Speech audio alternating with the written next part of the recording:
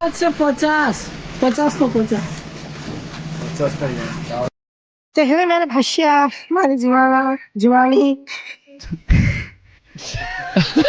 क्या आप सभी का स्वागत है हमारा 365 दिन 8वां मिनी ब्लॉग में कि चलो शुरू करते हैं।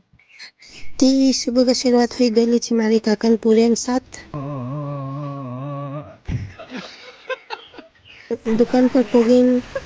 मारा आई गई छे कुकड़ी वाला ती कुकड़ी उतारी गलत काजे मांस आपीने आमो निकल गए छे डायरेक्ट घर रोटी खावने